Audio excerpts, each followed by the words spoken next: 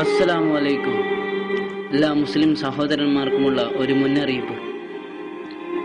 20-30 കൊല്ലം ജീവിച്ച് പാകപ്പെട്ടിട്ടും നമസ്കാരം ദിവസത്തിൽ 5 നേരമാണെന്നറിഞ്ഞിട്ടും അറിയാഭാവം നടിക്കുന്ന നിനക്ക് തന്നെയാണ് നാശം. വെള്ളിയാഴ്ച ഒരു 10 മിനിറ്റ് മാത്രമല്ല മുസ്ലിങ്ങൾക്ക് നമസ്കാരം നിർബന്ധമായിട്ടുള്ളത്. ദിവസത്തിൽ 5 നേരമാണെന്ന് നീ അറിയുക. മരണം അതെല്ലാവർക്കും ഉള്ളത് തന്നെയാണ്, നിനക്കും എനിക്കും. വെറും ഒരിറ്റു ഇന്ദ്രിയത്തുള്ളിയിൽ നിന്നുണ്ടായതാണ് നീ. വെറും മണ്ണിലേക്ക് മടങ്ങേണ്ടവനുമാണ് എന്നും നീ മനസ്സിലാക്കുക. നീ കാണുന്ന സകല സുഖ സൗകര്യങ്ങളും നിന്റെ ശരീരം, വായു, വെള്ളം, വസ്ത്രം, വീട്, ഉപ്പ, ഉമ്മ, ഭാര്യ, ഭർത്താവ്, മക്കൾ തുടങ്ങിയ നിനക്ക് അനുഭവിക്കാൻ കഴിയുന്ന എല്ലാം അള്ളാഹുവിന്റെ അനുഗ്രഹമാണെന്നറിയുക. അവന് നന്ദി കാണിക്കുക.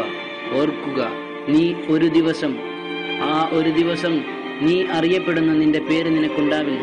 നീ സ്വന്തമെന്ന് കരുതി കാത്തുവെച്ച ഭാര്യ, മക്കൾ, വീട്, വാഹനം ഒന്നും ആ ദിവസം നിന്റെ കൂട്ടിനുണ്ടായിരിക്കില്ല. അന്ന് നിന്റെ നന്മതിന്മകൾ മാത്രമേ ഫലം ചെയ്യുകയുള്ളൂ എന്നും നീ അറിയുക. മരണം സുനിശ്ചിതമാണെന്ന് നിനക്കറിയാം. വാപ്പ, ഉമ്മ, പെങ്ങൾ, ഭാര്യ, മക്കൾ ഇങ്ങനെ പലരും നിന്നെ വിട്ടുപോയി. എന്നിട്ടും നിനക്ക് മനസ്സിലായില്ലേ എന്താണിങ്ങനെ? ശ്രമിച്ചുകൂടെ ഒന്ന് നന്നാവാൻ? ഒരു യഥാർത്ഥ മുസ്ലിമായി ജീവിച്ചു മരിക്കാൻ?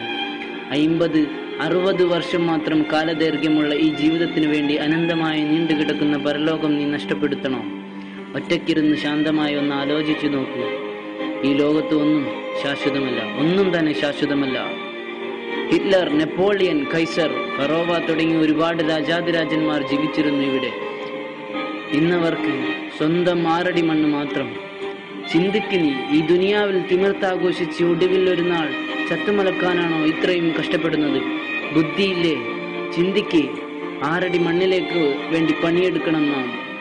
അതല്ല, നിനക്ക് നരകം മതി എന്നുണ്ടെങ്കിൽ ഒന്ന് ചോദിച്ചോട്ടെ. ഇവിടെ ഒരു ചെറിയ തീനാമ്പ് പോലും തൊടാൻ കഴിയാത്ത നീയാണോ നരകത്തിൽ 70 മടങ്ങ് ശക്തിയുള്ള തീ രുചിക്കാൻ പോകുന്നത്?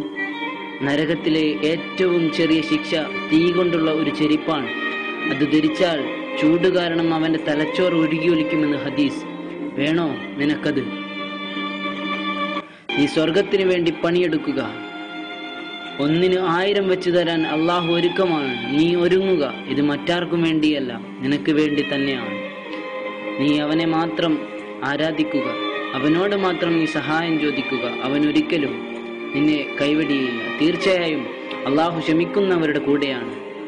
ഇന്നല്ലാഹ മഅസ് സാബിരീൻ എന്ന ഖുർആൻ വാചകം നമ്മെ ഓർമ്മപ്പെടുത്തുന്നു. എല്ലാവരും ഈ മെസ്സേജ് ഫോർവേഡ് ചെയ്ത് മറ്റു സഹോദരന്മാരെ ഒരു ഓർമ്മപ്പെടുത്തലിന്റെ ഭാഗമായി കാണണമെന്ന് അഭ്യർത്ഥിക്കുന്നു.